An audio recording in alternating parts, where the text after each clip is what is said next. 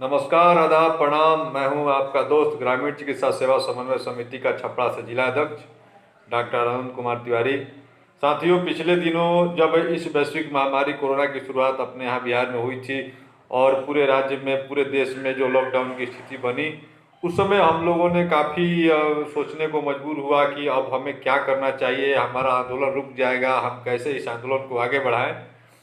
इसी दरमियान हमने सोचा कि अब हमें सोशल मीडिया का इस्तेमाल कर करके इस आंदोलन को आगे बढ़ाना चाहिए और सोशल मीडिया को हमने हथियार बनाने का प्रयास किया, जिसका नतीजा आज ये हुआ कि पूरे बिहार से, लगभग सभी जिलों से, सभी प्रखंडों से हमारे जो भी ग्रामीण चिकित्सक साथी हैं काफ़ी एकजुट हो चुके हैं और सोशल मीडिया के माध्यम से अपनी आवाज़ को बुलंद करने का कार्य कर रहे हैं। इसके लिए मैं आप तमाम साथियों का शुक्रगुजार हूँ, आपने जगने का कार्य किया है। आज ये हमने देखा है कि कई एक ग्रुप में कुछ मैसेज आ रहे हैं और हम लोग यह तरह तरह के मैसेज देख कर के खुद ही विचलित हो जाते हैं। हम एक चिकित्सक हैं, चिकित्सक संगठन में हैं और बहुत सारे लोग जो है जो कि चिकित्सक संगठनों के नाम पर विभिन्न तरह के मैसेज डाला करते हैं, जो कि एक तरह से हमारी जो एक गरिमा जो बनी हुई थी पहले से, वो आए दिन ग्रुप के माध्यम से, व्हाट्सएप के माध्यम से, वीडियो के माध्यम से उस गरिमा में गिरावट आ रही है। इस चीज़ पर सबको सोचना चाहिए। अभी हमने देखा हमारे वीडियो डालने के बाद हमारे कई एक साथी वीडियो बना करके डाले। बहुत अच्छा लगा, बहुत खुशी हुई कि चलो भाई, कुछ लोग तो अब जगने का काम कर रहे हैं। लेकिन इसी दरमियान कुछ बातें निकल के आई, कुछ लोग इस सिस्टम का दुरुपयोग भी करना शुरू कर दिए हैं, जो कि मामला मेरे संज्ञान में आया है। मैंने कई लोगों को वॉच किया है कि दिन प्रतिदिन आए दिन वो लोग तरह तरह के मैसेज डाल करके और ग्रामीण चिकित्सकों में एक तरह की भयावह स्थिति पैदा करने की कोशिश करते हैं, जैसे कि फुट डालो वाली नीति जो है शुरू हो चुकी है। मैंने देखा कि मैंने पहले भी कहा था कि लॉकडाउन खत्म होगा, उसके बाद हम आंदोलन शुरू करेंगे, लोकतांत्रिक तरीके से हम लड़ाई लड़ेंगे, सड़क से लेकर के सदन तक हम सरकार को घेरने का कार्य करेंगे। विभिन्न दलों के विभिन्न नेताओं से, विभिन्न अधिकारियों से मिल करके और सरकार के मुलाजिमों से मिल करके हम ग्रामीण चिकित्सकों की आवाज़ को बुलंद करने का प्रयास करेंगे लॉकडाउन के टूटने के बाद। लेकिन हमने देखा है कि हमारे बहुत सारे साथी जो है वीडियो के माध्यम से, व्हाट्सएप मैसेज के माध्यम से यह संदेश देने का प्रयास कर रहे हैं कि हम लोग कोर्ट में जा रहे हैं लड़ाई लड़ने के लिए। कोर्ट में जाने से पहले मैं उन लोगों से अपील करता हूं कि कोर्ट जाइए। कोर्ट जाना अच्छी बात है। कई एक मामलों में कई एक संगठनों ने कोर्ट जाने का कार्य किया है, बहुतों को सफलता मिली है, बहुतों को असफलता भी मिली है। लेकिन कोर्ट जाने से पहले मैं उन तमाम शिक्षक साथियों से, चिकित्सक साथियों से यह अपील करता हूं कि पहले आप किसी अच्छे कानूनविद से बैठ करके समझ लें, राय ले लें कि कोर्ट जाने से आपको फायदा होगा कि नुकसान होगा। इसलिए हड़बड़ में काम कीजिएगा तो आने वाले समय में इसकी बहुत बड़ी सजा हम सबों को भुगतनी पड़ेगी और सरकार को एक बहाना न मिल जाए कि अब तो आपका मामला कोर्ट में है, कोर्ट से आने दीजिए, आपके हम कोर्ट के निर्णय का इंतजार कर रहे हैं, तब उसको लागू करेंगे। ये सब बातें सरकार को बोलने का मौका नहीं मिलना चाहिए, इस पर आपको ध्यान देना है। दूसरी बात की लड़ाई दो तरह से होती है, एक लोकतांत्रिक तरीके से होती है और एक न्यायिक तरीके से होती है। तो लोकतांत्रिक तरीके की लड़ाई जो है हम लोग लॉकडाउन के बाद शुरू करते, और न्यायिक लड़ाई भी जो है सो कि हमारे साथी शुरू करने की तैयारी कर रहे हैं। तो मेरे ख्याल से उन तमाम साथियों को यह सोचना चाहिए कि आपके लिए पद सृजित है कि नहीं। एक बहुत बड़ा विषय है कि आप जिस पद के लिए कोर्ट में जा रहे हो, आपका पक्ष कितना मजबूत है, इस पर आपका ध्यान केंद्रित होना चाहिए। हमने देखा है अगर आप कोर्ट जा करके केस हार जाओगे तो आपके सामने बहुत बड़ी समस्या खड़ी हो जाएगी। क्योंकि बहुत सारे लोगों ने देखा कि शिक्षकों के मामला में शिक्षक सरकार के मुलाजिम हैं, सरकारी कर्मी हैं, और सरकारी कर्मी रहते हुए उन्होंने तार्किक तरीके से अपना पक्ष रखने का कार्य किया सरकार के सामने, कोर्ट के अंदर, कि हमें समान कार्य समान वेतन मिलना चाहिए। आपने देखा ना कि हाई कोर्ट में शिक्षकों को जो है कि डिग्री नहीं मिली, सरकार ने वहाँ पर केस जीत लिया। उसके बाद शिक्षक साथी चले गए सुप्रीम कोर्ट। सुप्रीम कोर्ट में अभी मामला चल रहा है। अभी कितना दिन चलेगा इसकी कोई गारंटी नहीं है। इसी दरमियान शिक्षक साथियों ने बिहार में हड़ताल करने का कार्य किया था। उस समय परीक्षा थी, लेकिन सरकार ने उनकी एक नहीं सुनी और सरकार ने उन्हें कोई विशेष लाभ देने का संकल्प नहीं लिया और सरकार झुकने का काम नहीं की। इसका नतीजा ये हुआ कि लास्ट में बिहार के सभी शिक्षक संगठनों को अपना हड़ताल वापस लेना पड़ा। तो बहुत कुछ सोचना पड़ता है। बहुत सारे साथी कह रहे हैं कि डीएलएड वाले मामले में के नहीं, उसके डीएलएड वालों ने लड़ाई लड़ी तो उनको सरकार ने जो है सो कि मौका दे दिया। तो डीएलएड का मामला जो है सो कि अलग है और आपका मामला जो है सो कि अलग है। सरकार ने वहाँ डीएलएड को रद्द करने का बात नहीं किया था।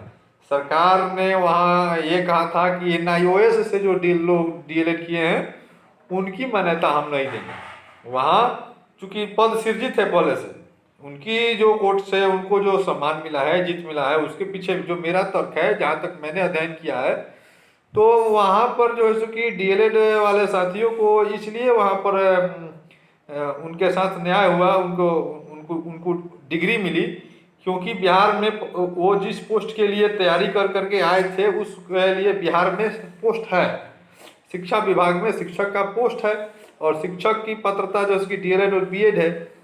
तो वहाँ उनको कोर्ट ने आदेश दे दिया कि नहीं, इनको भी जो सो कि माने इनकी डिग्री की जाएगी। वहाँ पोस्ट की बात नहीं थी, वहाँ डिग्री की जो आप संस्थान से डिग्री लिए थे उस संस्थान पर सवाल खड़े किए गए थे। लेकिन हम लोग के साथ जो है मामला जो है, हमारे लिए मेरे जानकारी में बिहार सरकार के पास ग्रामीण चिकित्सक की कोई पोस्ट नहीं है और जब तक आपका कोई पोस्ट नहीं है तो तक आप कोर्ट उसमें कुछ नहीं कर सकती है। इतना ध्यान में रखिएगा बात को, क्योंकि पोस्ट रहता है तब उस पर सीट खाली रहता है, रिक्तियां रहती है, तब जो है सो कि और रिक्ति को पूरा करने के लिए लोग ट्रेनिंग लेकर के बैठे रहते हैं। तब उस मामले में कोर्ट जो है सो कि सरकार को आदेश करती है कि आपके यहाँ विभिन्न पोस्ट पर विभिन्न सीट खाली है और इतने लोग जो है सो कि ट्रेनिंग लेकर के बैठे हुए हैं, इनको सेवा में संयोजन किया जाए। तो तब जो है सो कि सरकार उसको संयोजन करने का कार्य करती है। लेकिन आपके यहाँ आप जिस पोस्ट के लिए लड़ाई लड़ने जा रहे हो उस पोस्ट का पोस्ट नहीं है बिहार सरकार के पास। स्वास्थ्य विभाग में ग्रामीण चिकित्सक या सामुदायिक स्वास्थ्य कार्यकर्ता के नाम से, कम्युनिटी हेल्थ वर्कर के नाम से मेल मेंबर के लिए अभी कोई वैसी पोस्ट नहीं है। तो जब तक वैसा पोस्ट सरकार के पास नहीं है तो तब वैसे पोस्ट के लिए आप लड़ाई लड़ने जाओगे, निश्चित रूप से आपको परेशानी खड़ा होगी। अब रह गई बात कि सरकार अगर आदेश करती है कि इन लोगों की व्यवस्था की जाए, तो कोर्ट अगर कहती है सरकार से कि इनकी व्यवस्था की जाए, किस आधार पर कहेगी, किस आधार पर कहेगी कोर्ट? अगर आप सरकार की सेवा किए रहते 5 दिन, 10 दिन, 15 दिन, 20 दिन, 1 महीना, तब जो है सो कि आपको जाकर के कोर्ट आदेश करने का कार्य करती। लेकिन आपसे सेवा सरकार ने लिया नहीं है। दूसरी बात कि कहीं लिखित आदेश नहीं है कि आपको सरकारी सेवा में बहाल किया जाएगा, कोई मौखिक वीडियो नहीं है कि आपको सरकारी सेवा में बहाल किया जाएगा। वो जो लोग कहते हैं कि मुख्यमंत्री ने घोषणा किया था, उस घोषणा को मैं भी देखा हूँ, उन्होंने एक इंडिकेशन किया है कि 4 लाइन बनता है, 2 लाइन बनता है पगडंडी सड़क से, तो वो एक इंडिकेशन होगा, वो आपका कोई बयान, आधिकारिक बयान नहीं है जिस आधार पर आप लड़ाई लड़ोगे। तीसरी बात कि लड़ाई जब आप खड़ा करेंगे, कोर्ट में जाएंगे, तो आपको हो सकता है कि यहाँ कोर्ट से हार जाए, फिर आपको सुप्रीम कोर्ट जाना पड़े, तो सुप्रीम कोर्ट जाएंगे। इसमें काफ़ी जो है सो कि कोर्स की ज़रूरत पड़ेगी और इसमें परेशानी होगी। मैं आज आपको बता देता हूँ, कोर्ट वाले मामले में आपको काफ़ी परेशानी होगी। ये तो आपकी हो गई न्यायिक प्रक्रिया। उसमें जो है सो कि बहुत सारे साथियों का एज एक्सपायर हो रहा है, तो जब तक न्यायालय का अगर आदेश आते आते 5 साल भी लग सकता है, 7 साल भी लग सकता है, तो उसमें बहुत सारे साथी जो हमारे जो है सो कि उनका एज खत्म हो जाएगा, उन्हें इसका लाभ नहीं मिलेगा। दूसरी बात कि अभी तक हमारे सभी साथियों का सर्टिफिकेट नहीं मिला है। पहली लड़ाई तो सर्टिफिकेट के लिए लड़नी है, इस पर किसी का ध्यान नहीं है। कुछ लोगों का सर्टिफिकेट मिल गया, वो इतने रेस हो गए, ये अच्छी बात है। लेकिन जो साथी जिनका सर्टिफिकेट नहीं मिला है वो भी हमारे मित्र हैं, हमारे भाई हैं, उनके लिए भी लड़ाई हमें लड़नी है। तो मेरे ख्याल से पहले सर्टिफिकेट के लिए भी हम लोग सरकार पर दबाव बनाते, उसके साथ नौकरी की भी दबाव बनाते, तो थोड़ा सा एक अच्छा सा मैसेज आता। दूसरी बात कि जब आप कोर्ट में मामला आपका चला जाएगा तो आप जो है सो कि धरातल पर लड़ाई लड़ने में आपको काफ़ी परेशानी होगी। अब आप धरना प्रदर्शन जो है सो कि भूख हड़ताल ये सब करने में आपको दिक्कत आएगी, क्योंकि सरकार की तरफ से ये बात कहे जाएंगे कि अब तो आपका मामला न्यायालय में है, न्यायालय का आदेश का हम इंतजार कर रहे हैं।